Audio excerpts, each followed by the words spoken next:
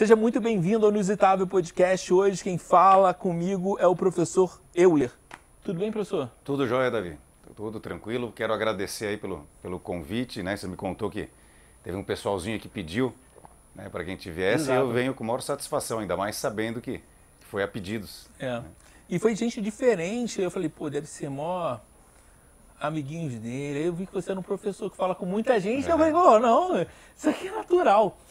E ontem eu tava no shopping, eu falei com você, encontrei uma menina, ela falou assim, cara, eu falei, pô, vem assistir a gente. E ela falou assim, professor, pô, meu melhor professor. Aí eu falei assim, cara, que legal. É física ou química? Física. E aí ela falou assim, meu melhor professor de física. Eu fico satisfeito com a consideração dela. Mas é assim, por que é tão comum encontrar aluno? Eu estou aqui em Curitiba, nós vamos passar por isso, né? Mas vamos antecipando, eu estou em Curitiba desde 1995, quando eu vim para dar aula no cursinho aqui, que é o positivo. E a gente tem em média 5 mil alunos por ano. Então imagina, já são 26 para quase 27 anos dando aula ali. 5 mil alunos por ano. Mas tem que ser um professor marcante. Passa de 130 mil alunos. Então, qualquer lugar de Curitiba que você for, o pessoal que teve aí tem menos de 42 por aí, grande parte foi aluno nosso lá. Legal. Então, mas tem que ser um bom professor, marcante. E assim, o cursinho ele tem essa característica, né? Porque normalmente o que acontece com o aluno durante a vida escolar? Parece que o professor é o obstáculo.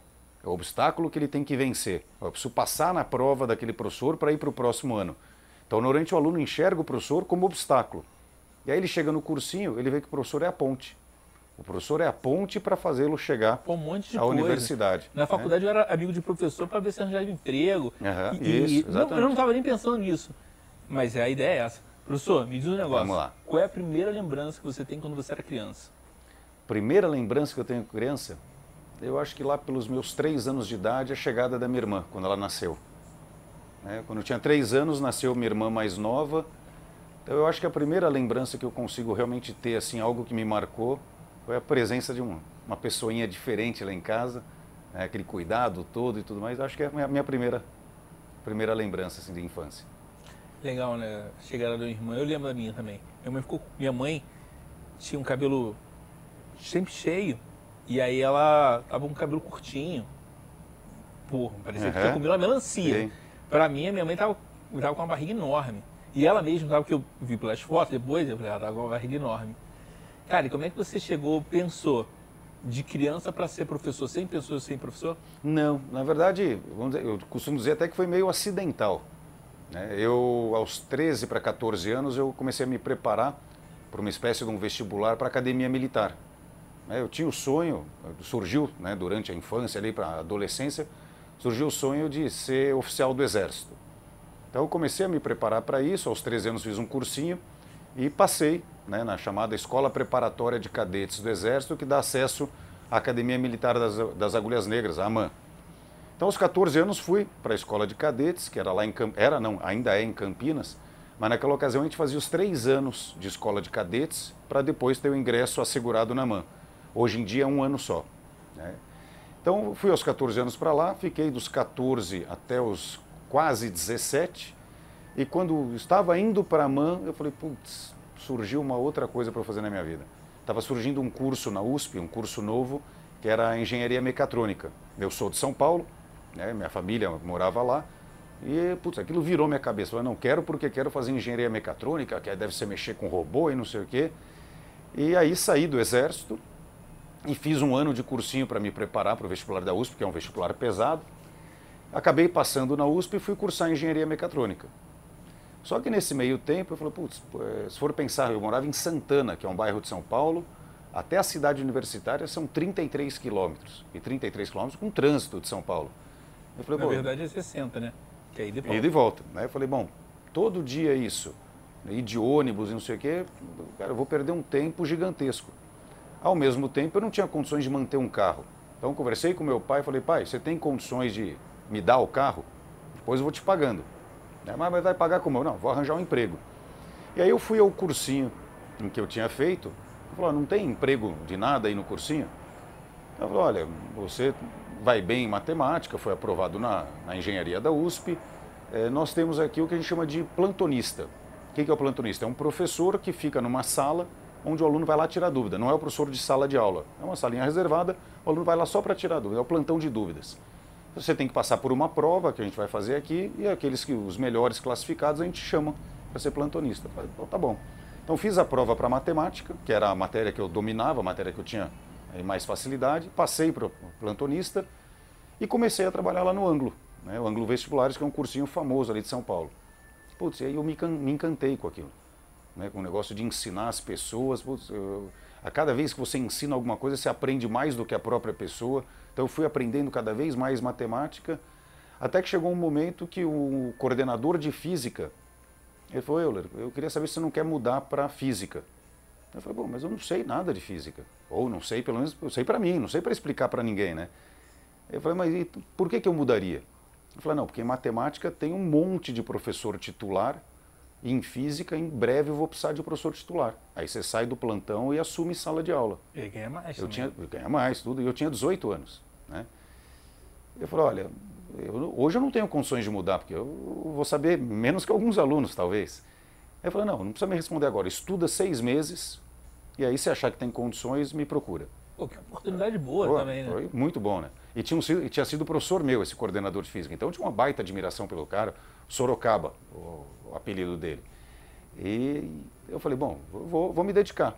E comecei a estudar física, né? Já estava na faculdade, obviamente a gente tem física ali para engenharia, mas comecei a estudar física de cursinho. E mais do que a física, comecei a estudar a parte didática, né? Como apresentar aquelas coisas da física para que as pessoas entendam. Não adiantava eu saber muita física, eu tinha que saber passar aquilo para as pessoas. Então fiquei 6 meses me preparando para isso, cheguei para o Sorocaba e falei, ó, dá para mudar. E aí passei para física, continuei dando plantão de física como, né, professor assistente, e 6 meses para frente o cara falou, agora já dá para você assumir uma sala de aula. Que legal. E então eu virei professor meio que por acidente, não era a minha carreira escolhida, não era, vamos dizer assim, a minha vocação inicial, né? Teoricamente era para ser na engenharia. Mas aí comecei a dar aula, gostei tanto que eu não parei mais e nunca atuei na engenharia, nunca quis saber mais de outra coisa. Na verdade, a tua inicial era ser militar. A inicial era ser militar, de militar passei para engenharia, da engenharia para professor. E isso eu acho uma coisa legal, né? Eu falo muito para os meus alunos, a gente não é feliz numa coisa só. Ou não precisa necessariamente ser feliz só com uma profissão. Ao longo da carreira você pode ter várias profissões, né? Várias atividades profissionais e pode ser feliz em várias. Às vezes a pessoa fica bitolada, não, eu tenho que fazer medicina, e se mata durante a vida inteira para passar em medicina, às vezes vários e vários anos, e mal sabe ela que ela podia estar sendo feliz em várias outras coisas também. Né? Assim vale para direito, vale para administração, vale para o cara que é militar. Né? Eu não acredito numa única vocação. Acredito que as pessoas têm diversas habilidades, basta procurar, né? Basta procurar, e às vezes você vai quebrar a cara numa e falar, putz, não era realmente o que eu queria, como eu acho que a engenharia não era para mim, né? Hoje eu tenho essa noção, a engenharia não era para mim, né? Mas achei outras vocações. Eu tenho certeza que eu teria sido muito feliz se eu continuasse como militar. Eu tenho contato ainda com meus amigos, hoje eles são coronéis do Exército, mais 2 anos estão saindo aí os primeiros generais da minha turma. Eu tenho certeza absoluta que eu teria sido muito feliz lá, mas eu sou muito feliz dando aula também. É engraçado isso. Eu também mudo constantemente, tá? Eu já fui músico. Já foi, não? Certamente você continua sendo. Eu continuo sendo, mas eu sou tipo um aposentado. Uhum. O que você tocava? Desculpa perguntar. Guitarra. Tem música no Spotify. Opa. Quando as pessoas querem, eu falo assim, não, tem música no Spotify. Tocava na rádio também, aqueles horários horrorosos, de meia-noite, mas tocava. Tá valendo. Tava lá. Cara, fiz várias outras coisas, me formei em marketing. E hoje trabalho. E aí, como eu trabalhava com filmagem, gravação, eu falei, cara, eu vou produzir um negócio. E aí, olha que coisa louca.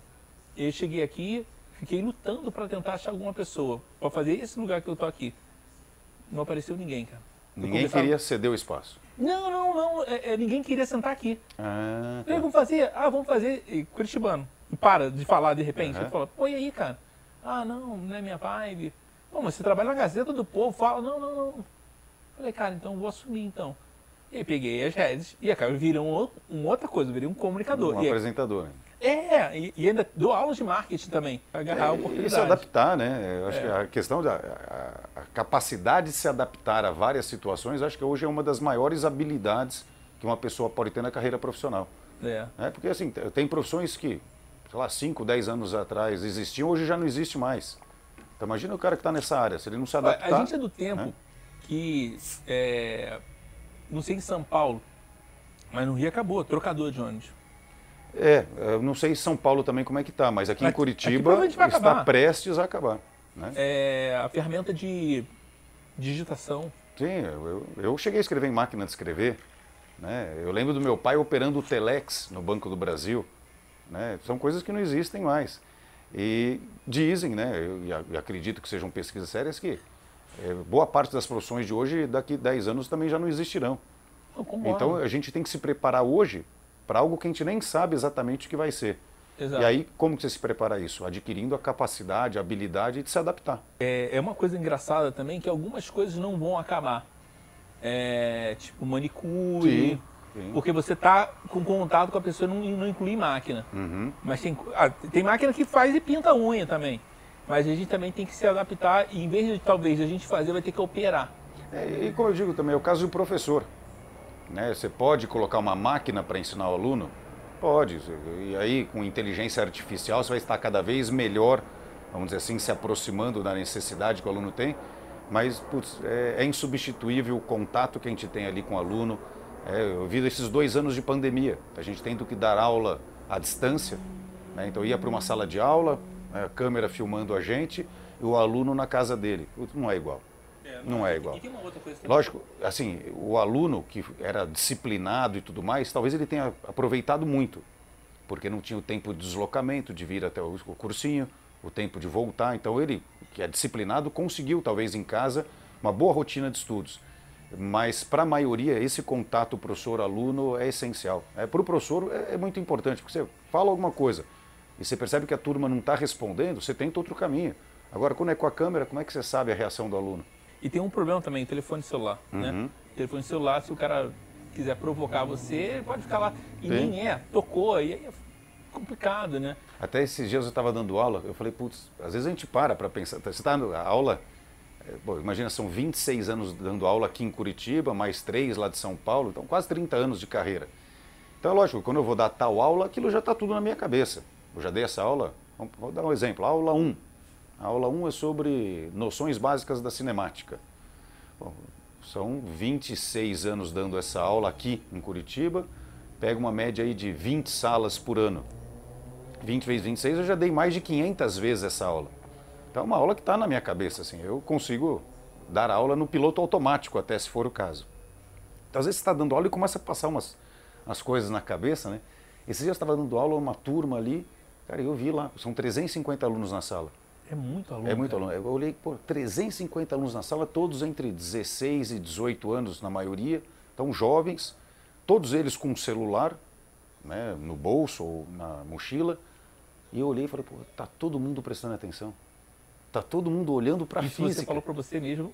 Eu pensei, ó que coisa, eu falei, cara, que coisa inusitada, você ter 350 jovens com um celular à sua disposição, tudo bem, não pode usar o celular na aula, mas está lá, o aluno, se ele quiser dar uma tentadinha, consegue. Eu falei, não, eles estão prestando atenção numa aula de física. Eu falei, putz, que legal isso, né? Você conseguir, de alguma forma, prender a atenção dos jovens para uma coisa que vai ser boa para eles, aí, pelo menos no futuro próximo, que é o vestibular. É muito louco.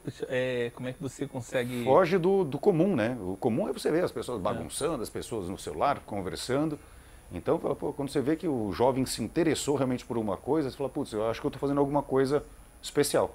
Né? Acho que eu estou fazendo alguma coisa que consegue realmente prender a atenção e, lógico, eu fico satisfeito, porque eu sei que essa atenção dele vai surtir o resultado para ele.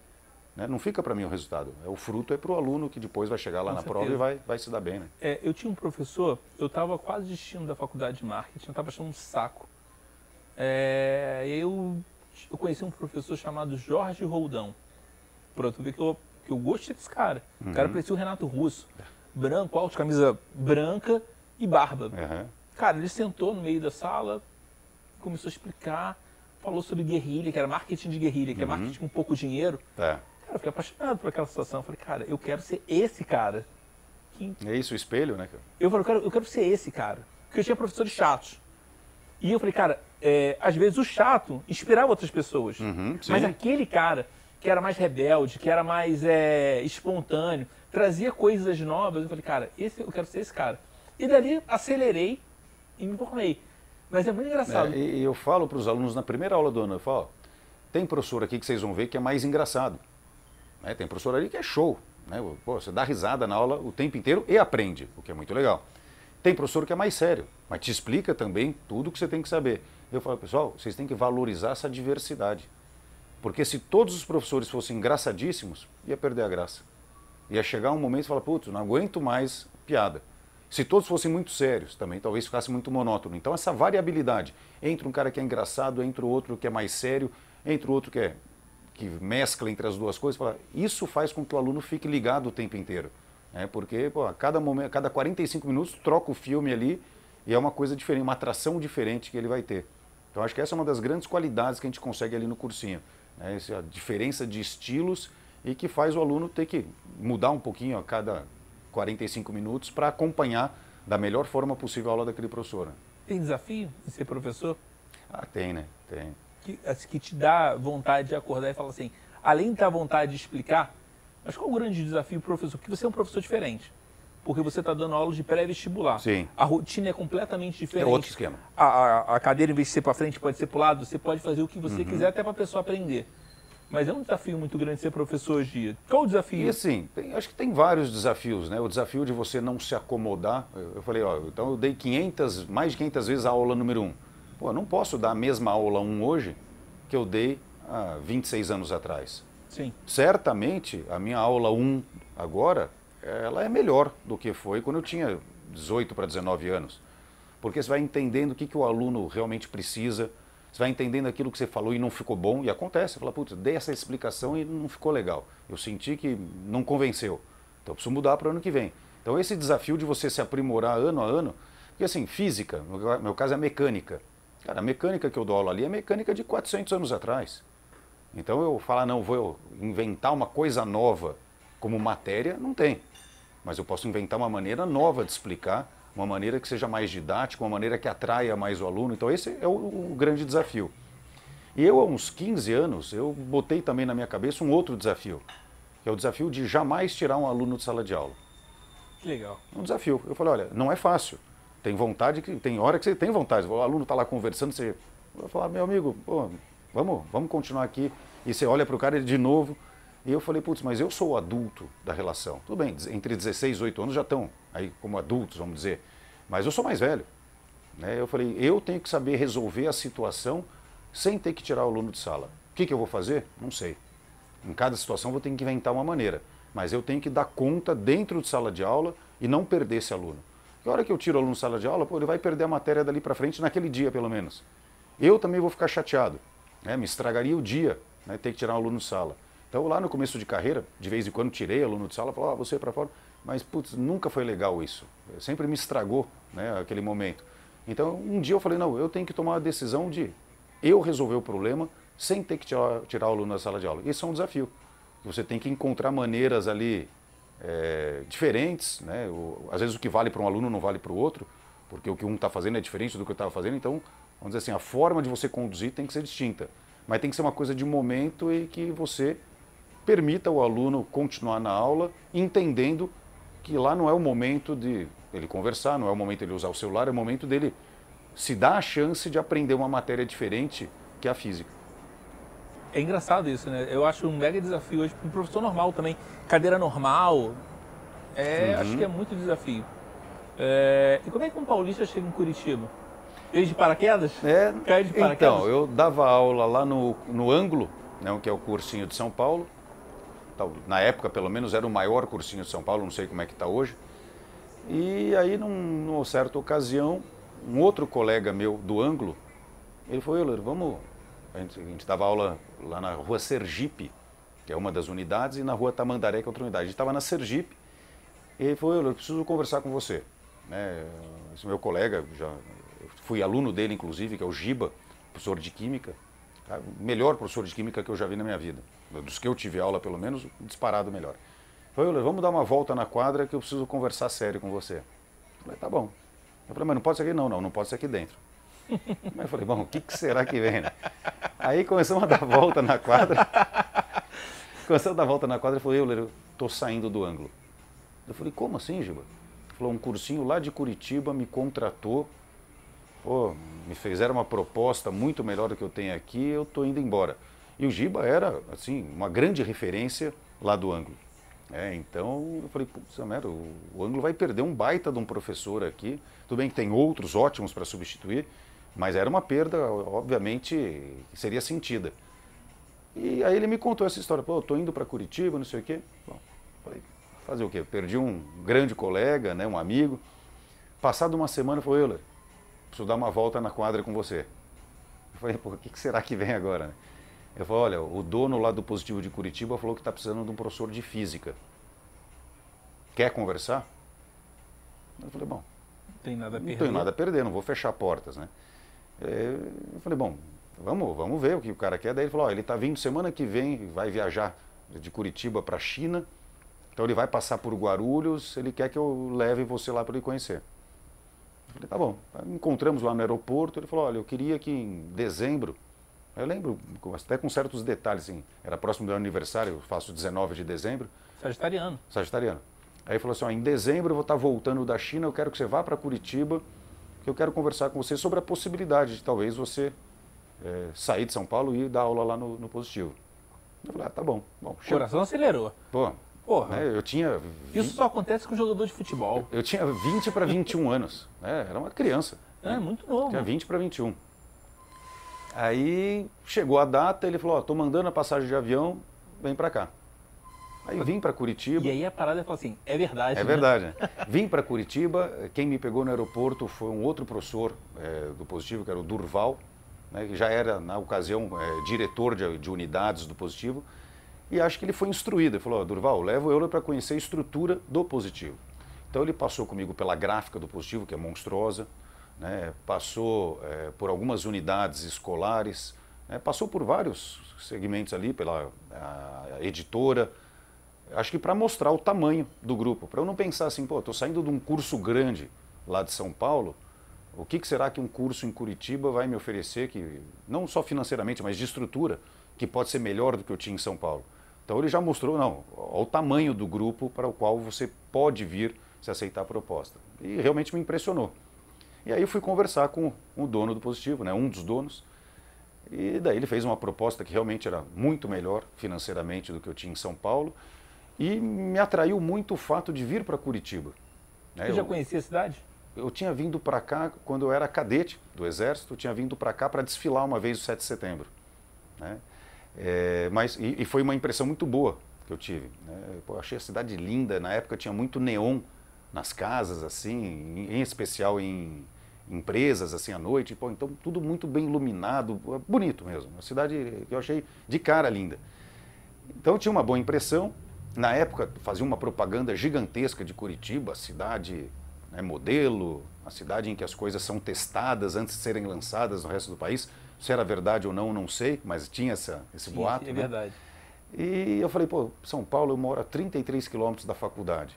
Aí da faculdade eu saio para dar aula no cursinho. Eu andava mais de 80 quilômetros por dia no trânsito de São Paulo. Então eu perdia por volta de 4 horas por dia no trânsito. Chegava a dormir no trânsito, várias vezes dormir, o pessoal buzinar, acordar. Eu falei, putz, lá em Curitiba eu vou morar do lado do cursinho. Era aqui perto, o Positivo aqui na Vicente Machado. Eu fui morar aqui na Desembargador Mota. Morava a 2 quadras do Positivo. E trabalhar perto, morar perto do trabalho é uma qualidade de vida. Pô, eu não precisava de carro, né? Eu tinha o carro, trouxe para cá, mas nem precisava do carro. Né? Então isso tudo me atraiu demais, fora, obviamente, a questão financeira. Né? E aí acabei aceitando a proposta. E eu lembro uma coisa curiosa que ele me falou. No dia que eu aceitei a proposta, ele falou, bom, agora eu tenho professor de física para 20 anos. Eu já estou há 26 lá. Então já passou meu tempo, na verdade. Que legal. Né? Legal. Então, na visão dele, uma visão muito assim, na frente, ele falou, pô, eu preciso contratar alguém novo e que vá se adaptando aqui à cultura, vamos dizer assim, dessa escola e que me seja útil aqui como professor por pelo menos mais 20 anos. Né? E, pô, já passaram esses 20 anos, eu já estou fazendo hora extra ali, já encaminhando para os 30 anos de Positivo. E qual o desafio? Não é desafio, mas sentiu diferença de São Paulo? Porque São Paulo é uma cidade que eu acho maneira, porque você está, sei lá, 2 horas da manhã e quiser comer uma Qualquer feijoada, coisa. você come. Aqui não, aqui fecha às 10 horas. Sim. Às 22 horas, pum, fechou tudo. Qual é a diferença que você sentiu? Sentiu alguma perda de estar saindo de São Paulo para... Que é São Paulo capital. Capital. Não é interior, é capital. Sim. Então eu digo que o corpo fica acelerado. Aham. Né? Assim, perda mesmo que eu senti foi a questão familiar. Meus pais ficaram em São Paulo, minhas irmãs também, e vim sozinho para cá. Nunca tinha... E você era novo Tinha também. 21 anos, né? É. Então eu vim morar sozinho, uma experiência nova. Por mais que eu já tivesse passado 3 anos numa academia militar, mas lá eram 900 cadetes todos juntos. Então era uma família, Sim. né? Uma família gigantesca. Então um ajudava o outro nas suas dificuldades. Então você nunca estava sozinho de verdade. Quando eu vim para cá, passei a morar sozinho. Então eu senti essa questão familiar, obviamente. Mas isso de, puxa, em São Paulo tem movimento o dia inteiro, você quer pedir uma pizza às 4 da manhã, isso eu não senti falta porque eu não fazia isso lá. Como eu tinha 20 anos para 21, eu estava naquele ritmo de o dia inteiro ou estudar ou trabalhar, então não tinha muito tempo para essa questão de, putz, eu quero sair, eu saía de vez em quando, mas os horários que eu saía lá, eu podia sair aqui também, então eu não senti muito isso. Agora, grande vantagem de eu ter vindo para dar aula num cursinho, de um dia para o outro, 5 mil pessoas na cidade já me conheciam. Né? O cursinho a gente tem 5 mil alunos por ano. Então, a hora que eu pisei em Curitiba, no outro dia, 5 mil pessoas já me conheciam. Então, eu não me senti assim excluído. Ao contrário, me senti muito acolhido, né, por todas essas pessoas. Me encontrava na rua, professor. E aí, a cada ano que passa, do outro ano já são mais 5 mil, depois mais 5 mil. Então, hoje, qualquer lugar que eu vou em Curitiba, eu reencontro ex-alunos, que para mim é um baita de um prazer, né? Você encontrar um ex-aluno, o cara... Putz, bem profissionalmente realizado, né, médico, advogado, engenheiro, outra profissão qualquer, mas você vê pessoas que assim, que a gente deu aula e que hoje você sabe que são expoentes na profissão deles. Pô, isso é uma baita de uma realização. Né? Mas, então eu não senti essa falta de alguma coisa que São Paulo pudesse me proporcionar. Porque a vinda para cá foi muito bacana. Né? Aqui eu fiz, as melhores amizades que eu fiz na minha vida estão aqui. Então, logo que eu cheguei em Curitiba, o professor que antes dava aula de mecânica, né, e que se aposentou, ele meio que me ambientou na cidade. Né? O professor Carneiro, que foi um baita de um professor aqui em Curitiba, pega o pessoal aí de 45 anos para cima, tiveram aula com o Carneiro e todos lembram com muito carinho dele, que era um baita de um professor. Até foi uma missão muito difícil para mim ter que substituir o Carneiro, porque ele era muito famoso na época, eu muito novo. Então foi um momento assim traumático nesse começo. Mas o Carneiro me apresentou para a família dele. Falou, não, eu venho aqui, eu vou apresentar meus filhos, eles têm tudo a tua idade. Eu tinha 21, tinha um que tinha 21 também, outro 23. Então, e eles foram me apresentando para os amigos deles. Então eles me enturmaram em Curitiba. Então já no primeiro ano eu tinha baita dos amigos aqui. E aí então não senti essa... Você veio novo, né? 20 anos aí tudo é mais fácil, né, de se adaptar. Agora, imagina, se eu já fosse casado, se já tivesse filhos, é uma mudança mais brusca, né? Daí você tem que trocar a escola de filho, às vezes o filho não se adapta, é diferente. E muita gente aí fala que não gosta do filho. Na verdade, eu posso dizer assim, eu vim começar minha vida em Curitiba. Né? Me preparei em São Paulo para poder começar minha vida em Curitiba. Acho que é mais ou menos isso. E hoje sairia? De Curitiba? Não. Eu acho que nem se viesse com uma proposta. Aqui, minhas estágio. raízes estão aqui. Não, você está em outro estágio agora. Então, assim, meus filhos, né, meus pais vieram para cá. Casou, teve filho já aqui. Já casei, já separei, né? E teve filho aqui? Teve filho aqui. Tenho três filhos. Aí meus pais mudaram para cá. E, na verdade, sim, primeiro veio minha irmã mais velha. Ela veio para cá e acabou indo morar em Piraquara. Piraquara tem acho que não só mas tem alguns locais ali que são condomínios de chácaras. Então ela falou, putz, eu quero sair da loucura de São Paulo e mudar completamente minha vida. Pois acelerou, né? Ao invés de sair de uma coisa urbana, eu quero uma coisa mais rural mesmo. Então ela foi morar em Piraquara num condomínio de chácara. Aí construiu a casa dela lá e tudo mais. Aí minha outra irmã que morava em Portugal, não sei se ela estava em Portugal ou em Barcelona já na época, porque ela jogava hóquei sobre patins. Então foi morar na Europa, morou uns 10 anos ali. Aí quando, vamos dizer assim, ela jogou na seleção brasileira, foi técnica da seleção, foi eleita a melhor jogadora do mundo de hóquei, Mas chegou um momento que a carreira do atleta acaba. Peraí, a tua irmã foi eleita melhor jogador de hóquei? Isso, melhor jogador de hóquei do mundo. E ela veio pra cá. É. Pô, a gente pode conversar com ela também. Pode. Bom, apesar que ela não está mais aqui também. Ah, não? Mas um dia ela vem para cá. Cara, que máximo. É assim, a história dela é uma história interessante, porque é um esporte inusitado, né? É um esporte que no Brasil não tem seu reconhecimento, apoio, e ela se destacou tanto aqui no Brasil que um time de Portugal chamou ela para jogar lá. Que legal. Ela morou numa ilha lá que é Porto Santo, depois acabou indo morar no Porto para jogar e depois foi morar em Barcelona para jogar no outro time. Portugal e Espanha são muito fortes no hóquei, né? Sobre patins. Mas daí quando ela saiu de lá veio morar aqui em Curitiba também. Também foi morar em Piraquara, vizinha da minha outra irmã.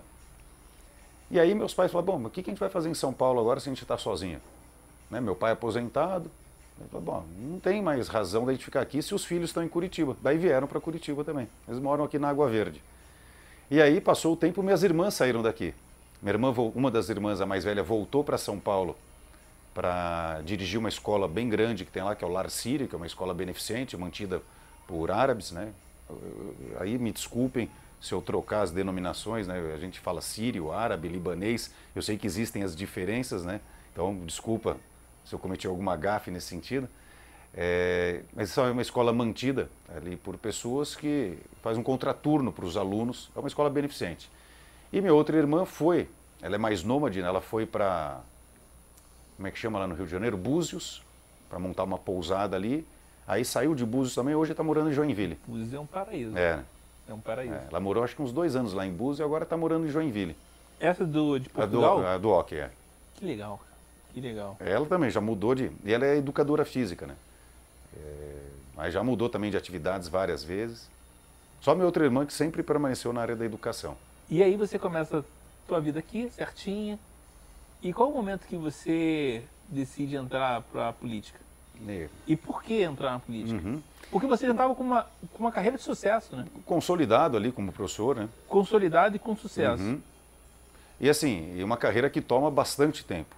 Né? A carreira de professor, ela toma o tempo de aula, o tempo de preparar a aula, o tempo de escrever material. Nós escrevemos as apostilas, né? Mas aí um dia eu estava conversando com um amigo meu, 2016 isso, e descobri que ele ia ser candidato a prefeito. Eu já sabia que ele estava na política há um bom tempo, e ele ia ser candidato a prefeito aqui em Curitiba. Né? Posso falar o nome? Não tem problema, né? É o Neyley Prevot. Né? E ele falou para mim, na época ele era deputado estadual, ele falou, Euler, eu vou ser candidato a prefeito de Curitiba, eu queria que você ajudasse a escrever o plano de educação. E eu me senti lisonjeado, né? Falei, pô, coisa legal, alguém chegar para mim, ter essa confiança de que eu possa escrever um plano, né, para a educação do município, eu gostei muito.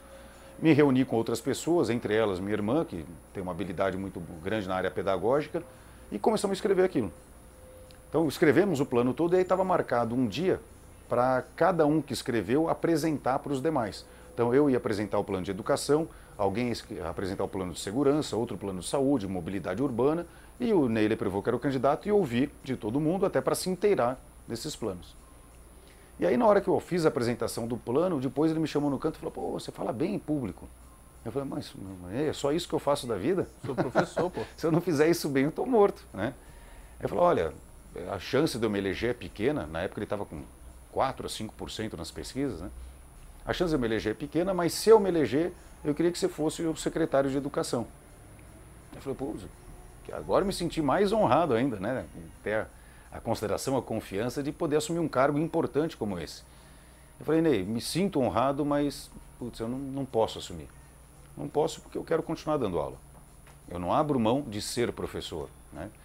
E eu acho que para eu assumir uma secretaria, eu não tenho mais como continuar com a carga horária de aulas que eu tenho. Eu falei, então por que você não sai para vereador? Eu falei, bom, porque eu nunca pensei nisso. Eu não saio para vereador porque nunca me passou pela cabeça a ideia de estar na política. Eu falei, então pense. Pense que eu acho que você seria um bom vereador, pelo que eu te conheço, pela forma que eu vi você falando aqui e tudo mais, acho que seria um bom vereador. E aí eu comecei a pensar naquilo, mas isso era o quê? Isso devia ser abril, mais ou menos. Em junho fechavam-se ali as chapas dos partidos, né?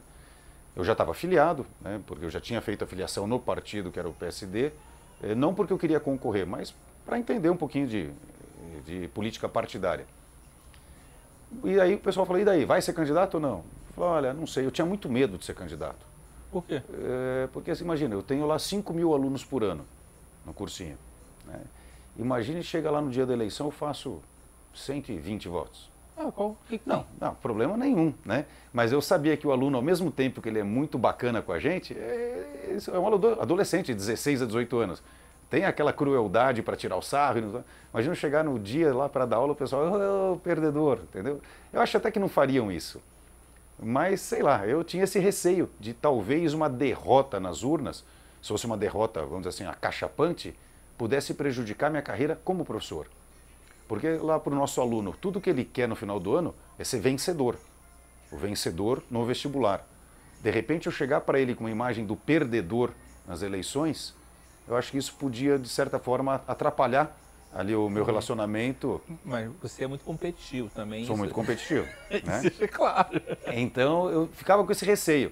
Até que um dia antes de fechar a chapa, foi um dia antes, entraram em contato comigo e falaram, Euler, é hoje. Vai sair vereador ou não? Lá, sabe o negócio? Bota meu nome aí. Bota meu nome aí e vamos ver o que dá. Então eu fiz uma campanha muito curta, porque assim, quem vai sair candidato normalmente não começa a fazer campanha nos 45 dias de campanha. Ele faz uma pré-campanha, onde ele já vai falando que é pré-candidato a vereador ou pré-candidato a deputado. Então a pessoa já vai preparando o público para isso. Eu não, eu comecei no dia em que iniciava a campanha mesmo. Engraçado que hoje você pode fazer uma campanha, você pode fazer a campanha no dia que dizem, mas você pode fazer uma pré-campanha pesada, de influência, de impulsionamento, e aí, de posicionamento. E a gente tem vários exemplos, mas que você já pode se posicionar. Se acabou a eleição, você não elegeu, cara, o que eu posso melhorar? Sim. E aí você já se posiciona estrategicamente. Tem uma história que o Lobão era o baterista da Blitz. Sim, era Blitz? Era Blitz. Depois teve o Lobão e os Ronaldos, né? Aí o que fez? Pra ele, como ele já queria sair da banda, ele ficou na frente, no meio de uma fotografia que era para uma capa de revista. E aí ele saiu da banda. Quando a Blitz estourou, ele nem estava na banda mais. Depois ele fez uma outra coisa, mas é porque ele se posicionou. Direito. E aí ele foi assim, ó, na gravadora ele falou, eu já apareci, eu sou da Blitz aqui, mas eu quero uma carreira solo. Ele se posicionou. Então assim, eu já vejo muita gente já se posicionando se movimentando. Bem antes, bem antes. E hoje com rede social, o segredo é esse mesmo. Né? Você tem que criar lá o que eles chamam da persona, né? Essa persona, que algumas pessoas vão se identificar com você, e em torno disso criar um público que te siga a ponto de ter confiança tal para votar. Né? Lógico, existe ainda outro tipo de campanha que eu particularmente nunca fiz, que é a campanha de rua. Né? Que é o cara que vai de casa em casa entregando o santinho. Existe essa campanha e para alguns tipos de candidatos dá certo. Estratégia, né? É estratégia. O meu tipo de campanha tem que ser na rede social. Primeiro que, por exemplo, quando eu fui candidato em 2016, primeira vez, eu estava dando aula. Como é que eu ia sair na rua fazer campanha? Não tinha como, então eu dava aula o dia inteiro. Aí eu chegava em casa e falava, agora é hora de eu fazer campanha. Então eu ia para o Facebook, nem Instagram acho que eu tinha. Ia para o Facebook e lá eu começava a conversar com as pessoas. Montei um grupo na época do Facebook e fui colocando gente lá dentro. A pessoa quisesse ou não quisesse, eu botava lá dentro. Alguns saíam, obviamente, né? Mas naquele grupo eu comecei a conversar com pessoas, de repente, espontaneamente, outras pessoas começaram a entrar. Comecei o grupo do zero na campanha. Chegou o final da campanha, ele tinha 25 mil pessoas. Né? Legal. E quantos votos você teve? Na primeira eu tive 7.188. Muito concorrente entrou lá, né, cara? Então, muito concorrente para 25 mil. Que legal. E assim, é lógico que a gente pensa no Rio de Janeiro, que é a tua cidade, ou pensa em São Paulo, que é a minha, sei lá, 7 mil votos não é nada. Né? Lá os caras fazem 45 mil votos, 60 mil votos, né? Tem candidato a vereador em São Paulo que acho que passa de 100 mil votos. Né? Mas lá é bem. Então é diferente. Mas Curitiba, 7 mil e quase 7.200 votos é muita coisa. 7 mil é muita coisa. Principalmente para quem nunca tinha sido candidato. Né? E às vezes eu parava para pensar, meu Deus, 7.200 pessoas, eu pegar aí um grande de um ginásio, encher esse ginásio e falar, todos esses aqui votaram em mim. Olha o tamanho da responsabilidade que eu tenho.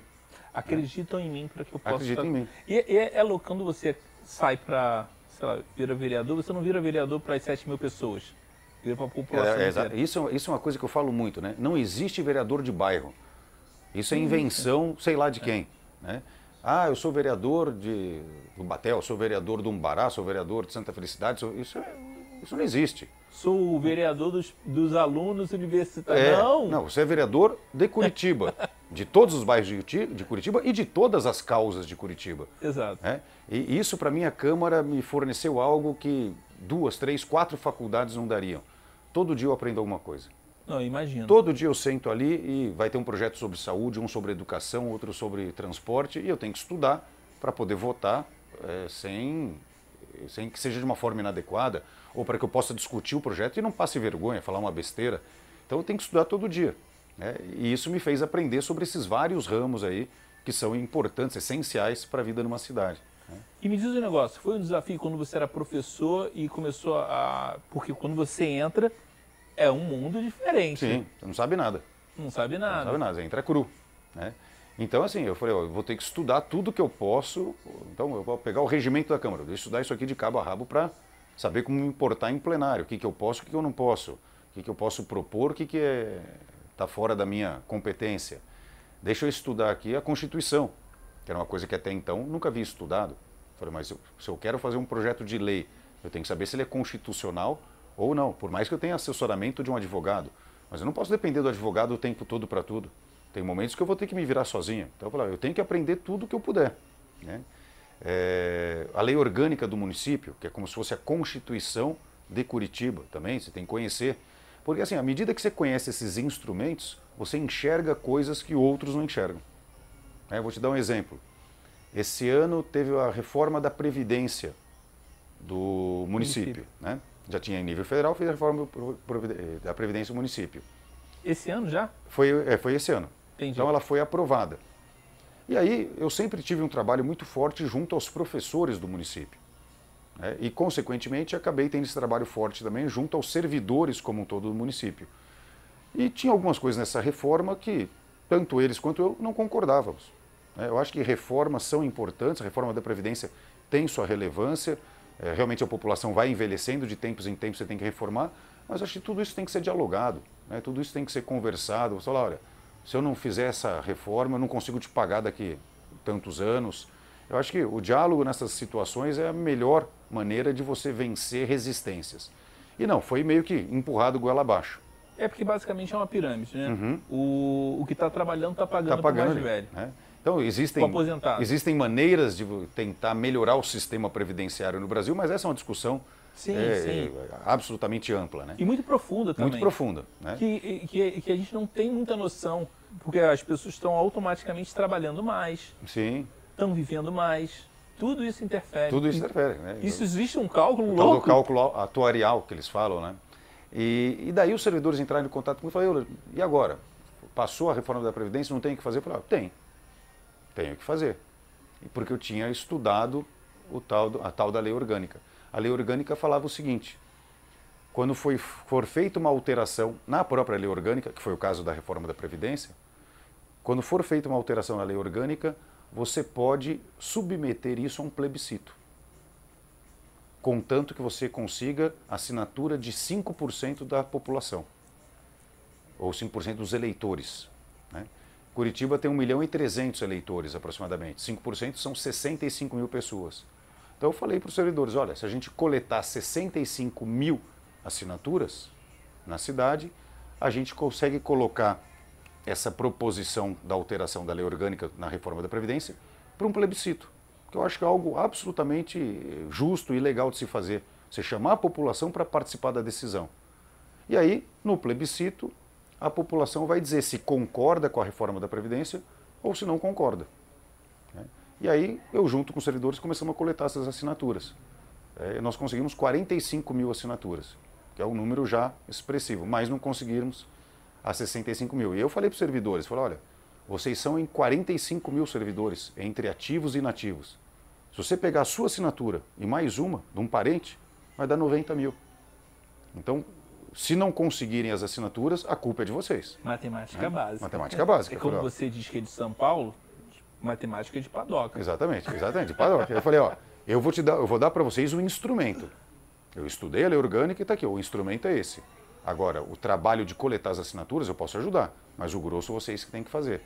Então, mas tudo isso eu falei para o seguinte, qualquer político tem que conhecer os instrumentos legislativos que ele tem. Então, tem que conhecer, o cara lá na Câmara Federal tem que conhecer o regimento da Câmara, tem que conhecer a Constituição, porque isso tudo é que vai nortear teu trabalho, para você saber o que você pode ou não pode fazer. E quanto mais a fundo a pessoa conhece, melhor ela consegue utilizar esses instrumentos. Aí requer estudo. É verdade. E atenção, oportunidade. Oportunidade, lógico. Você entender algum momento que você vai jogar um projeto certo. Vou te dar um outro exemplo. Eu acho um absurdo. O Brasil não usa esses dois mecanismos que são tão importantes para a democracia. Plebiscito e referendo. Na verdade, eu troquei o nome. O que eu falei agora há pouco, eu chamei de plebiscito, seria um referendo. Mas não fica caro? Não. É de graça hoje em dia. Eu já te explico por quê. Só a diferença. Plebiscito é quando você tem uma ideia legislativa, ou você tem pode ser um projeto administrativo da prefeitura, e você quer ver se a população concorda ou não com aquilo, mas antes de ser aprovado. Sim. Depois que foi aprovado, para você submeter a aprovação da população, é um referendo. Eles vão referendar ou não. Eu troquei o nome anteriormente. É como se eles aprovassem, né? Isso. Né? E o Brasil não usa esse mecanismo do plebiscito e do referendo. É um mecanismo tão importante para o fortalecimento da nossa democracia. Quando que nós tivemos? Teve o plebiscito do sistema de governo, há muito tempo atrás, depois teve o referendo das armas. Das armas, eu também. Lembro. E nunca mais. Abrangência nacional. Abrangência nacional. E nunca mais nós tivemos. Né? De vez em quando tem algum estado um plebiscito para separação de uma cidade da outra, mas nunca de temas realmente de relevância para o estado ou de relevância para a cidade. Que é um absurdo então, também, porque aumenta, queria mais Câmara de Vereadores, mais prefeitos. Exatamente. Então, por exemplo, eu protocolei na Câmara o pedido de um plebiscito para a gente discutir um tema que eu acho essencial para Curitiba. Hoje o que acontece? Se você comprar Vale Transporte, você compra lá R$100 em Vale Transporte. Se você ficar 1 ano sem usar, ele perde a validade. Cara, isso é uma aberração. Se você comprou R$100 em Vale Transporte, você ficou 1 ano sem usar, a prefeitura vai lá e confisca o teu dinheiro. E aí eu faço um paralelo que é o seguinte, antigamente não era no cartão transporte, antigamente a gente comprava fichinha. Sim. Né? Então você vai lá e compra 100 fichinhas e guarda na tua casa. Passado 1 ano, é como se a prefeitura fosse lá e falasse, não, esse saco de fichinhas é meu. Cara, é um absurdo, aquilo não é perecível. Né? Então o que eu fiz? Eu fiz um projeto de lei para falar, não, o Vale Transporte não tem prazo de validade. E aí, em cima desse projeto de lei, eu convoquei um plebiscito. Não interessa a minha opinião, não interessa a opinião da prefeitura, eu quero ouvir a opinião de vocês, da população. Se vocês acharem que não deve ser confiscado, é isso que vai valer. Se vocês acharem, não, a prefeitura está certa, tem que confiscar mesmo porque o dinheiro está parado ali. Ok, aí nós vamos respeitar a opinião do eleitor. Só que para fazer o plebiscito ir adiante, eu precisava de 13 assinaturas na Câmara. Dos 38 vereadores, eu preciso de 13, 1/3 pelo menos. E aí só 11 assinaram. E para mim é um absurdo, porque os outros que não assinaram estão dizendo para mim o seguinte, nós não queremos ouvir a opinião da população. O dinheiro, o teu dinheiro, que hoje é digital, é teu, e você pode fazer o que você quiser, é isso aí. Né? Você pode direcionar. Então, assim, eu estou tentando, na medida do possível, botar esse mecanismo que é o plebiscito ou referendo em prática. Foi no caso da Previdência, no caso aí dos ônibus também. E um dia eu entrei em contato com um senador aqui do Paraná, que é o Oriovisto Guimarães. Eu falei, senador, tem 2 projetos de lei que estão no Senado e que eles estão parados há muito tempo e que, por motivos óbvios, ninguém bota em votação. Que é a prisão em segunda instância e o fim do foro privilegiado. Mas por que não bota o fim do foro privilegiado em votação? Porque muitos caras ali querem manter o foro privilegiado. Né? Eu falei para ele, por que o senhor... Então, eu falei, eu quero te apresentar uma proposta. Daí eu apresentei para ele, falei, por que a gente não coloca isso para um plebiscito? Coloca isso como um plebiscito e a população vai decidir se ela quer a manutenção do foro privilegiado ou ela quer o fim do foro privilegiado. E ele gostou muito da ideia, falou, putz, não tinha pensado nisso, vou protocolar. Achei muito bom, né? Você levar uma ideia para um político e ele automaticamente fala, não, isso aqui é para amanhã. Então, na hora, ele ligou para Brasília, na minha frente, e falou, eu quero que vocês providenciem isso aí, já faço o projeto de decreto legislativo. Então, ele protocolou o pedido de 2 plebiscitos. Aí você falou, mas e o gasto disso? Hoje, o plebiscito só pode ser feito junto com a eleição. Pô, aí é legal. Não é permitido fazer plebiscito fora de uma eleição. Se o plebiscito é municipal, de um assunto municipal, ele tem que ser feito na eleição municipal. Se for um assunto federal ou estadual, aí só pode ser feito plebiscito nas eleições gerais, como a gente vai ter esse ano. Então, você não tem gasto extra. O gasto é o gasto que já teria da própria eleição. Única coisa, você vai ter que responder uma pergunta a mais. E a explicação de toda a situação. Você fez os primeiros 4 anos, e aí por que se reelegeu? Gostou do negócio? Então, gostou do negócio ou gostou de ajudar as pessoas? Eu gostei muito da política. Né? Eu até falo para o pessoal o seguinte, eu sou professor e eu estou vereador. Para mim é uma diferença significativa. Sim. O que eu realmente sou é professor. Mas eu estou como vereador e, assim, eu gostei muito da experiência dos primeiros 4 anos. Né? Eu faço um trabalho, eu pensei isso, eu preciso me diferenciar. Nós somos 38 vereadores, é um número grande. Fazer o que qualquer um faria, fazer o que todo mundo faz, putz, não é minha praia. Eu sempre gostei, em qualquer atividade minha, de tentar inovar, tentar fazer uma coisa diferente. Bom, quais são as atribuições do vereador? Primeira, legislar. Puta, lei, todo mundo faz, lei nós temos em excesso. Eu falei, ficar produzindo mais um monte de leis não é o caminho. Isso que eu ia falar, qual é a tua bandeira? Tirar projeto ruim, facilitar. Então eu falei, qual outra função do vereador? Fiscalizar o poder executivo. Eu falei, é aí que eu vou. Esse é meu caminho, é isso aqui que eu vou saber fazer, é isso aqui que eu vou me especializar em fazer, é isso que eu gosto. Né? Então hoje basicamente é o que eu faço, fiscalizar os atos da prefeitura. Você já está há 6 anos mais ou menos, né? Quase 6 anos, isso. 6 anos. É 5 anos e meio, né? Vou arredondar para 6. Né? Se a gente pensar nesses 5 anos e meio, quase 6, se a gente botasse 5 tópicos, né? Se a gente fosse um top 5, de que você fez legal ali. Vamos lá. Então, assim, se você acha que levanta assim, é maneiro. Eu vou citar a fiscalização como um tópico só. Ok. Porque se eu for falar cada coisa da fiscalização, né? Então, fiscalização. Por exemplo, eu fiz denúncia no Ministério Público sobre gastos excessivos de publicidade da prefeitura. Eu vou dar um exemplo. A prefeitura fez uma época, e louvável, fez muito asfalto na cidade. E aí ela colocava lá placas de propaganda, asfalto novo aqui. Bom, basta você passar na rua. Você sabe que tem um asfalto novo aqui. Né? Não precisa de publicidade, não precisa de gasto com aquilo. Né? Então eu levei isso até o Ministério Público. Mas, assim, desculpa a minha ignorância, mas aquilo não está no orçamento? A publicidade? Ou então, não? Aí tem que diferenciar o que é publicidade e o que é propaganda. Entendi. Entendeu? Entendi. Dar publicidade. Estamos com uma campanha contra a dengue em Curitiba. Perfeito. Publicidade. Tem que gastar com isso. Propaganda. Fizemos asfalto novo. Está direcionando alguém. Sim. Entendeu? Há uma diferença gigantesca. A prefeitura tem verba para publicidade, mas não tem verba para propaganda. Então, essa diferença é importante. E aí, denunciei, por exemplo, gastos excessivos com viagem, com jantar, com adornos na sala e antessala de gabinetes. Né? Se fugiu fora do... se fugiu do teu radar, tu fala, não, tá errado, gente, é errado, vamos mostrar aqui pra galera. E não importa se foi R$1.000 ou se foi 20 milhões, como teve uma licitação que eu denunciei, que era sobre iluminação pública, e que do dia que eu denunciei para o dia seguinte, que foi a licitação, o preço abaixou em 20 milhões. Era 28 milhões, foi para 8. Né? Foi porque eu fiz a denúncia? Não sei. Mas, assim, as pessoas trabalham melhor quando elas têm pelo menos, assim, quando elas sabem que tem alguém vigiando. Né? Então é isso que eu tenho feito na fiscalização. Então esse seria, para mim, o trabalho mais importante que eu faço ali. Outro que eu achei importante, ainda está... Terceiro. Ainda está em, acho que segundo ainda, né? Ou terceiro? Esse é o terceiro. Terceiro? Tá. Eu fiz um projeto que eu dei o nome de Revoga Brasil. O que é o Revoga Brasil? Eu peguei todas as leis de Curitiba, desde 1948, que é a Lei 1, Sim. e fui até 2020, que é quando eu fiz esse projeto, fui até 2020 ou 2019, não lembro. Coisa de CDF. Coisa de CDF, exatamente. Peguei uma por uma, eram mais de 15.600 leis.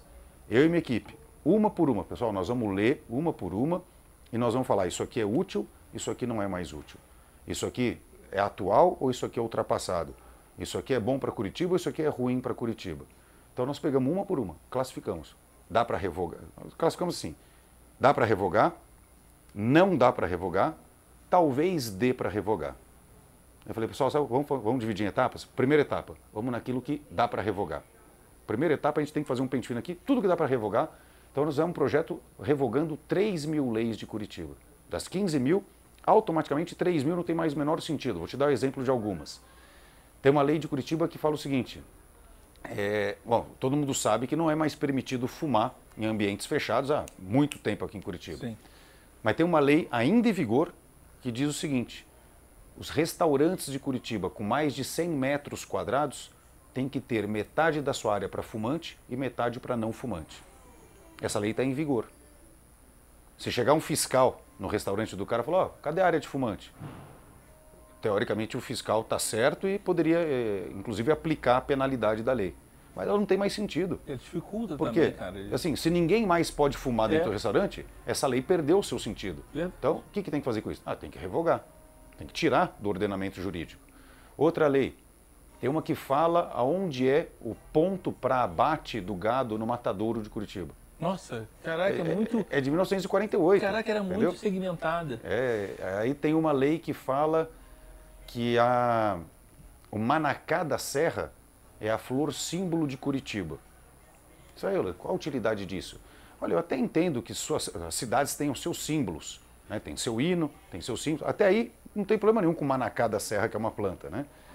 O problema é o que vem em seguida na lei. Falar, todos os eventos da prefeitura devem ser adornados com manacá da serra. Aí você causa um problema para a prefeitura, entendeu? Quem é a empresa que fornece tem manacá da serra, né? Putz, olha que coisa louca, então, cara. Tem que revogar isso aí, só atrapalha. Né? Outra, todos os prédios, está em vigor ainda, todos os prédios de Curitiba têm que ter um incinerador de lixo. Cara, ó, que loucura, se botar fogo no lixo dentro do prédio, se em 1960 isso tinha algum sentido, hoje não tem pelo perigo e pela questão ambiental, só que está em vigor. Lógico que os fiscais têm bom senso e não cobram isso, mas está na lei. Depende, né? Eu não conheço, mas Mas se assim, ele acorda... Se ele acordar virado e falar, não, cadê? Ele pode cobrar. Cadê o isso. incinerador? Ah, não tem? Está multado. Né? Então, para não ter esse perigo, tem que tirar isso aí do nosso ordenamento jurídico. Facilitar. É uma loucura, tem tudo quanto é tipo, dá para passar uma hora aqui falando só dessas leis absurdas. 4. Então, nós pegamos aí essas 3.000 leis e revogamos. Que legal isso aí. Quer dizer, não revogamos ainda, está no trabalho agora, eu já apresentei, agora tem uma comissão analisando para no final das contas, porque o trabalho é grande mesmo, então sim. É importante uma comissão olhar tudo, que eu posso ter cometido algum erro. E a pessoa fala, não, essa aqui, puta, não dava para revogar. Eu falo, tá, ok, vamos tirar. Ou falar, não, vamos revogar essa aqui também, eu percebi que tem uma mais aqui. Ok, vamos acrescentar. Então agora é um trabalho conjunto. Bom, tem um projeto de lei que eu particularmente tenho orgulho dele, né, que é o seguinte, um dia eu estava no shopping e estava conversando ali com uma pessoa e aí eu vi ao lado um rapaz e uma moça falando em Libras, né, conversando em Libras, né, a língua brasileira de sinais. Eu prestei um pouquinho de atenção e eu percebi que a moça, ela não era surda. Só o rapaz era, mas ela tinha aprendido para conversar, falar com ele. E eu perguntei para ela algumas coisas, eu descobri que eles eram namorados. E ela aprendeu Libras para poder se comunicar com o namorado. Aí eu falei para ela, faz o seguinte, faz um favor para mim, pergunta para ele se ele fosse vereador, se ele pudesse mudar uma coisa na cidade, fazer uma lei, pensando na causa, vamos dizer assim, das pessoas com deficiência, no caso da surdez, o que ele faria? Aí ela conversou com ele e ele respondeu algo que para mim foi inesperado. Eu jamais tinha imaginado isso na minha vida. Ele falou assim, eu colocaria legenda em todos os filmes. Cinema. Qualquer filme de cinema, seja nacional, seja desenho, seja filme internacional, botar legenda. E eu falei, putz, é uma coisa que eu nunca pensei na minha vida, mas para quem é surdo é importante. Imagina, mas já tem alguns filmes legendados. Ah, alguns sim, mas pega um filme nacional. Se aquela pessoa não sabe fazer a leitura labial, ela simplesmente não entende nada do filme. Né? E outra, uma coisa que ele me falou também, às vezes eu até sei fazer leitura labial, mas o personagem ali, o ator está virado de costas, conversando com outro. Putz, é verdade. Então, olha o tanto de nuances ali que eu nunca tinha percebido. E que ele falou, pô, para mim isso é uma coisa importante. E abre emprego também. Né? E aí ele falou, pô, se tivesse a legenda... E aí eu fiz o projeto. E aí teve gente que contestou, falou, pô, eu acho absurdo, porque eu não gosto de ver filme com legenda no cinema. Então eu acho que tinha que ter uma ou outra sessão só que fosse para os surdos. Eu falei, não, cara, não, isso não é inclusão. Inclusão é ele poder ir a qualquer horário do dia, como você vai. Ele vai a qualquer horário do dia e ele sabe que a necessidade dele vai ser atendida. Assim como você vai a qualquer horário do dia, você vai ter o filme para assistir. Você não fica escolhendo horário para ir no cinema. Por que a pessoa que é surda tem que escolher horário? Então, a qualquer horário do dia, em qualquer sessão, é lei em Curitiba. Ah, está sendo cumprida? Putz, eu não tenho ido no cinema nos últimos tempos, mas é lei em Curitiba. Todos os filmes aqui de Curitiba, sejam nacionais ou não, desenhos ou não, têm que ser legendados. Que legal, que legal. Então, esse é um projeto de lei de autoria minha, ou melhor, a autoria daquele rapaz, e que eu só transcrevi, né? Eu só botei ali no papel para que virasse lei aqui. Então essas coisas dão, assim, pô, você se sente feliz, né, de fazer. Você fala, pô, eu mudei para, de alguma forma, a realidade de algumas pessoas que precisam disso. Fala. Mais uma. Você falou das 5 coisas. 5. Tem outra coisa... Só para complementar aqui, que tem lógico. tudo a ver com esse gancho. Curitiba é uma cidade que não tem acessibilidade. Não tem. Não tem. Peca muito. Peca muito. A gente fala muito de cidade modelo, mas em termos de mobilidade, cadeirante... As calçadas nossas, a calçada petit pavé, né? Entendeu? Isso é quando é petit pavé, ainda dá para rodar, mas tem muita pedra. Então isso é um grande problema. É Sim. bonito? É, mas tem um grande problema em termos de acessibilidade. Não, eu concordo plenamente. E aí você falou de inclusão. De inclusão, não é só o calçadão na 15. Tem outras coisas que tem que ser acompanhadas, entendeu? Então, é pensar que talvez as próximas mudanças na rua tem que ser lisa, entendeu? A gente tem que evoluir para cada vez mais as pessoas todas poderem ocupar a cidade. Exato. Não pode ter um grupo que esteja bem enquanto o outro está mal. Esses dias até fui conversar com um empresário aqui sobre um negócio que ele tem. Ele faz um programa educacional, né, para ajudar os alunos. E ele falou uma coisa que para mim foi marcante. Ele falou, eu sou rico, ele falou, eu tenho dinheiro, mas eu não consigo me sentir feliz sendo rico enquanto tem muita gente pobre passando fome. Eu achei bacana um empresário com essa visão e por isso que ele lançou esse programa educacional para ajudar alunos e tudo mais a conseguir crescer, melhorar a vida. Bom, e eu estava falando, eu ia entrar no assunto do quinto, né? Agora deixa eu ver se eu lembro. Deixa eu ver se eu lembro o que era. Eu te cortei, desculpa, mas era porque tinha a história da acessibilidade. Lembrei. Eu visitei todas as escolas de Curitiba. Eu fiquei sabendo. Curitiba tem 185 escolas municipais.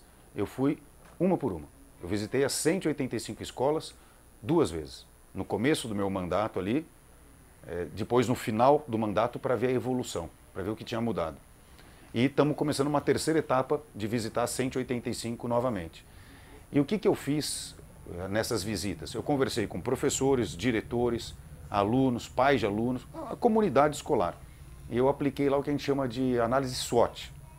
Então, quais são as forças, quais são as fraquezas, quais são as oportunidades e quais são as ameaças dessa escola. Forças e fraquezas referem-se a fatores internos às escolas. Ameaças e oportunidades a fatores externos. E aí eu fiz um texto para cada uma das escolas. Então hoje eu tenho esse livro ali, cada uma das escolas eu sei exatamente qual é o ponto positivo, qual é o ponto negativo interno e externo. Exemplo, força de uma escola. A escola tem uma boa equipe de professores.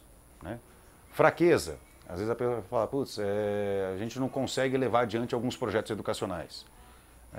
Ameaça de uma escola, tráfico de drogas no entorno. Oportunidade, conseguir um convênio com outras escolas para trocar experiências. Então eu fui listando isso para cada uma das escolas. que eu acho? A gente tem que aproveitar a cultura que existe em cada escola. Pô, cada escola que a gente tem um histórico. Cada escola ali tem coisas boas e ruins. E ambas devem ser compartilhadas. Aquilo que você faz de bom, pô, divide com a escola ao lado.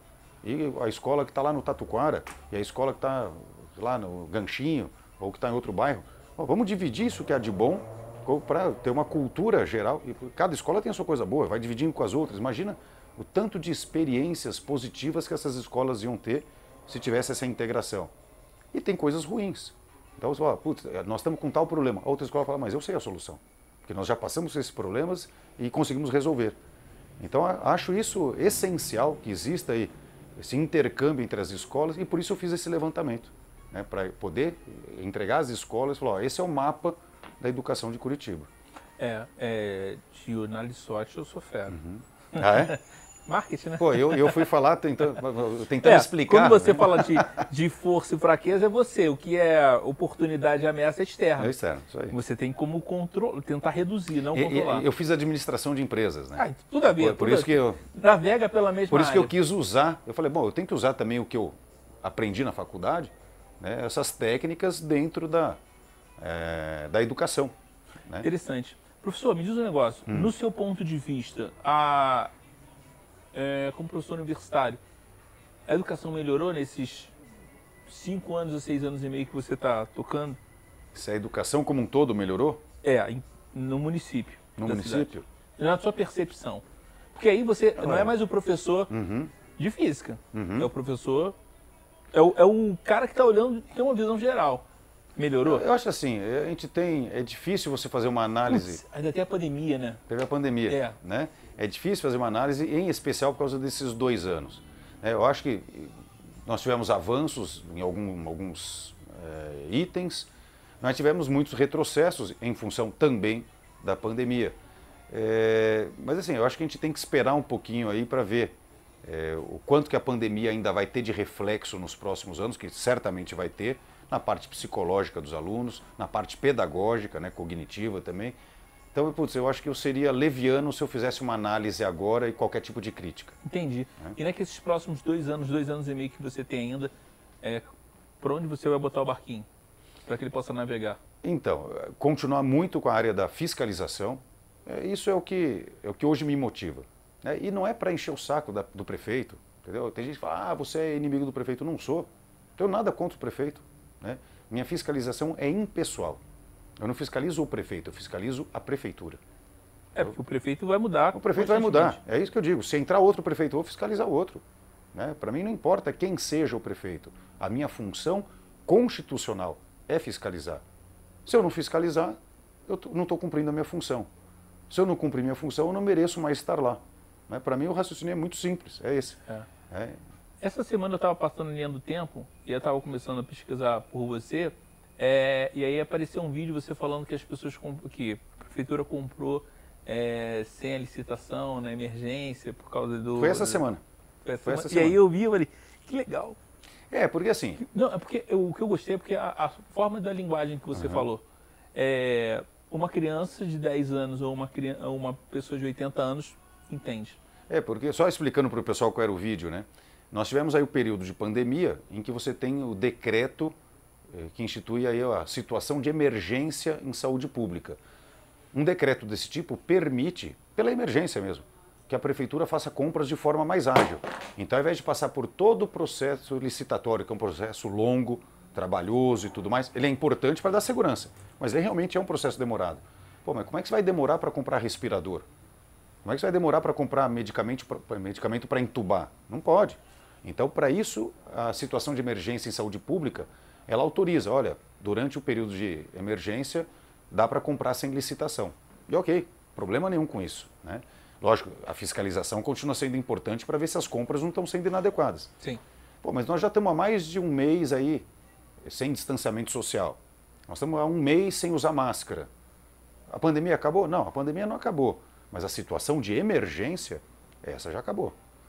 Então, o que eu solicitei esses dias? A prefeitura tem que revogar a situação de emergência, porque não tem mais nexo comprar nada sem licitação.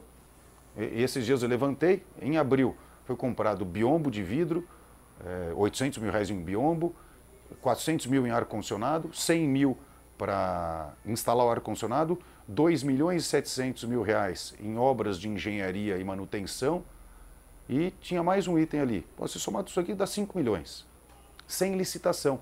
Essas coisas são emergências? Ninguém compra biombo de vidro emergencial. E aí me lembra aquela história da pasta boiada. Mesmo que ele não tenha eu não estou nem pensando nisso, mas nem que ele não tenha um propósito disso, me lembra isso. Então é legal fiscalizar. Professor, se você pudesse encontrar você novinho, com 20 anos, o que você falaria para aquele cara que tivesse 20 anos? Puxa vida, eu ia falar para, primeiro, não ter feito a engenharia, né, que eu fiz, mas eu senti que não era o curso que eu deveria ter escolhido, e eu falaria para eu ter feito direito. O direito hoje ele seria extremamente útil para mim, em especial na carreira política. Né? Lógico, nesses 5 anos que eu estou lá, eu posso dizer que eu estudei muito direito, né, no dia a dia. Né? Você começa a ver isso aqui, isso aqui não é constitucional por causa disso, ou isso aqui é por causa daquilo. O que é um vício de competência, né? Bom, então você vai aprendendo todo o linguajar, e não só o linguajar, você vai aprendendo a respeito realmente de direito administrativo, que é muito útil para a gente. Mas se eu tivesse feito uma faculdade de direito, certamente eu conseguiria me aprofundar muito mais, né? Então acho que essa seria uma das grandes mudanças que eu teria feito na minha vida. Aí teria guardado mais dinheiro também. Não teria torrado do jeito que... Que legal, cara. Gostei muito de conversar com você. Só para entender o que é o torrado, eu não teria feito alguns negócios que eu fiz e que não deram certo. Mas isso é aprendizado. É aprendizado. Eu não seria a pessoa que eu sou hoje se eu não tivesse aprendido também com esses erros. Né? Eu digo, se você está fazendo uma coisa que der errado, eu falei, meu irmão, é risco do negócio. Então, acontece. É arriscar. Eu acho que ficar na zona de desconforto que não dá. Uma frase que o pessoal fala, né? Eu nunca perco. Ou eu ganho ou eu aprendo. Isso né? também. É isso. É isso aí. É isso aí. Acho que isso conforta também depois que você fez a besteira. Nada. Mas é verdade, cara. É verdade. Você aprende. Você aprende, lógico. Você aprende. Lógico. Entendeu? Você fica com mais cuidado. Hoje eu sou muito mais prudente, né? Com negócios a se fazer. Tem que entender. Já fui muito enganado. Você falou da matriz SWOT, a gente chama, dentro de marketing, para que às vezes não sabe inglês, a gente fala, qual é a fofa? A fofa, isso, exatamente. Se tiver uma fofa legal, vale a pena. Como é que as pessoas te encontram? Legal. Pô, minha equipe, se eu não falo isso, eles me matam depois. Então, Facebook, Instagram, Twitter, LinkedIn e até o TikTok, hein? É tudo @professor Euler. Euler com L só. Até hoje eu fiz uma brincadeira com uma pessoa, eu estava conhecendo a pessoa hoje, ela falou, meu nome é Euler sem F. Ela falou, mas Euler não tem F. Eu falei, então, foi o que eu disse. Né? Foi exatamente o que eu te falei. Obrigado. Porra, eu que agradeço. Por você disponibilizar um dia, véspera de feriado. Como eu te falei, eu não tenho feriado, amanhã eu vou dar aula do mesmo jeito. Mas então, eu sei o problema maior é a hora do jogo do São Paulo que está sendo agora. Mas você também está perdendo o jogo do Flamengo, então estamos empatados. Obrigado, tá? Eu que agradeço. Se inscreva no canal, siga o professor Euler. Tchau, tchau.